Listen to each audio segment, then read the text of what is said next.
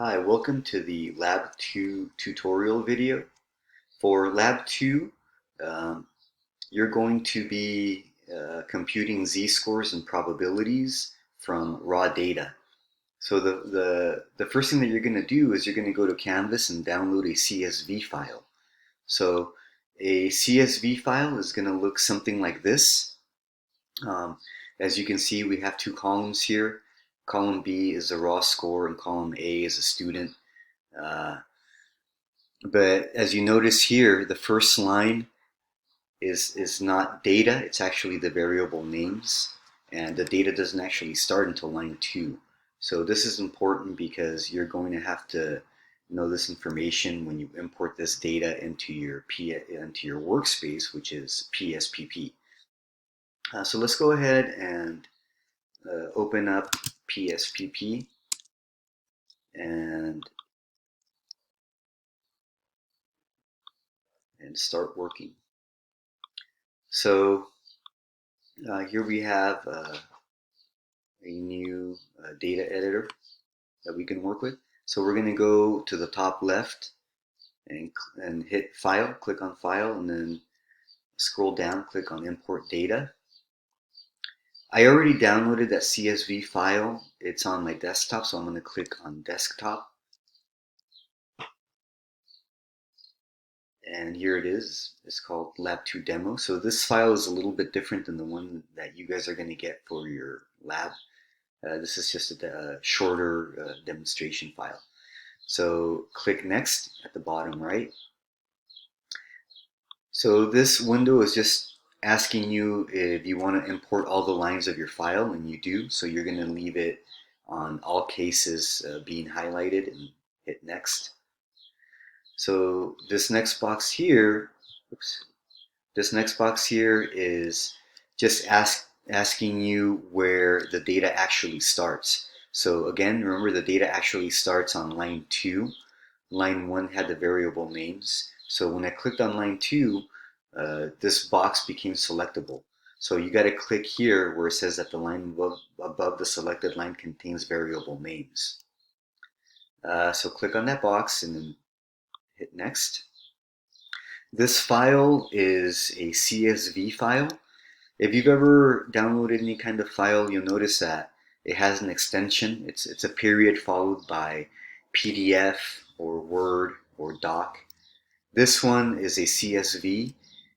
That stands for comma separated values, which means that when the computer is storing this information, it's separating the different bits of information with commas. So we're going to click on comma here because it's a comma separated value type of a sheet, and hit Next. So here we're just going to check to see that these variables are correct. The student variable is a string. The type is a string, which is words or letters. And raw score is numeric. And we can see down here the data preview that it does look that everything's correct. So we're going to hit Apply. Okay, so now we have our information here, and we're looking at the variable view. You can see that here at the bottom. And we can click on the data view and view it as data as well.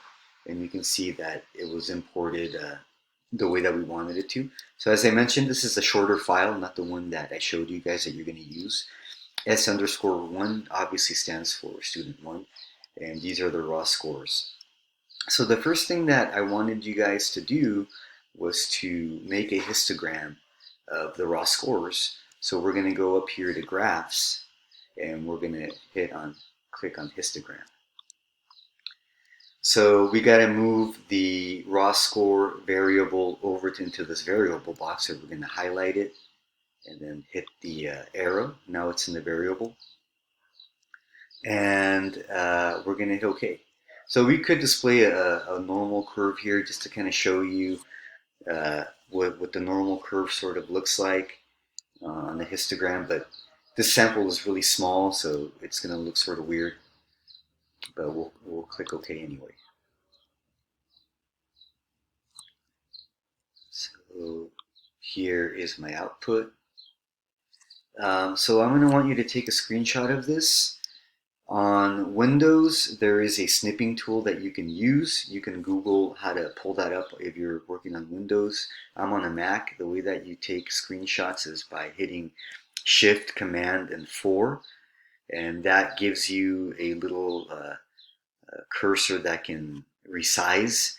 Otherwise, it's Shift, Command, 3 gives you the entire screen. But we're going to do hit Shift Command 4, and this little target thing opens up, and you can use this to take a screenshot, and that screenshot is saved onto your desktop. Okay, so that was the first thing that I wanted you to do. Then I'm going to want you to calculate z-scores. So the way we're going to do that is we're going to go back up to our editor, and we're going to come up here to Analyze.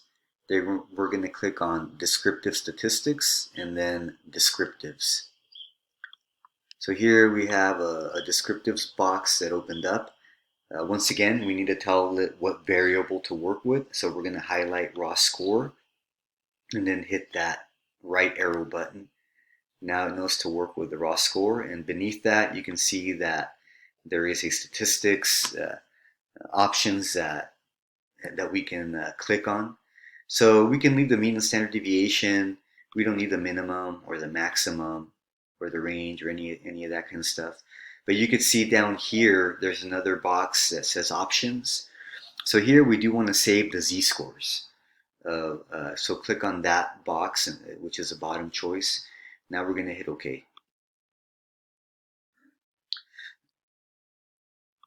As you can see here, it created a new variable called z_raw_score, and these are the z-values that it produced. So of course, z-values are the distance that a particular score is above or below the mean. So I also wanted to you to create some the probabilities associated with these z-scores. That is to say, the probability under the curve to the left of these z-scores. So let's go ahead and do that. This time we're going to come up here to the tabs and hit Transform, and then we're going to hit Compute. So it opens up this box here. So we want to work with a function called what is it called? So there's a list of functions here on the right. We're going to scroll through. So yeah, it's CDF. So we're going to look for CDF normal. Here's CDF all normal. Here it is. So we're going to highlight CDF.normal, and then we're going to move that function up. So CDF normal is going to compute those probabilities for us. So the first highlight here, where there's a question mark, that's where our variable that contains the z-scores is going to go, because it needs to find the probabilities for those z-scores. So we're going to click here, highlight the z-score, and then move that over into that position. And the second question mark, we're going to put a 0, because that's where the normal distribution is centered, and its standard deviation is 1. So we fill the remaining two places with 0 and 1. Here where it says target variable, we can put a name for the new variable that we're going to create that has the probabilities. So we're going to call that areas, and then we're going to click OK. So here we go. It's created this variable areas, and these are the probabilities to the left of a given z-score. So that makes sense. If you recall, one standard deviation above the mean includes, so between the mean and one standard deviation above it, there's 34% of probability, right? And to the left of the mean, there's 50. So to the one standard deviation above the mean, there's going to be about 84. So here we have that one, a little bit over one standard deviation 1.03 above the mean has 85%. So that makes sense. Everything's calculated, and we can even check this.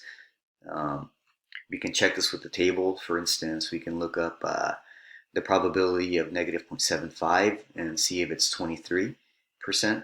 So let's look at the probability of negative 0.75. Okay, so here's negative 0.7, and if you remember, the 0.5 column is going to be the one right to the left of the middle.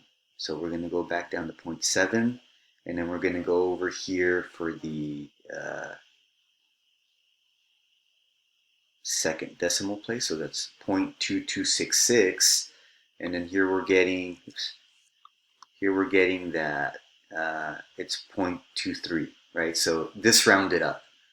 So that's those are the probabilities underneath the curve to the left of this z-score. So that's all the information that you need to be able to do this lab. You will have to download the CSV file into your own workspace, and I'll have that on Canvas. Okay, I'll see you in the next video.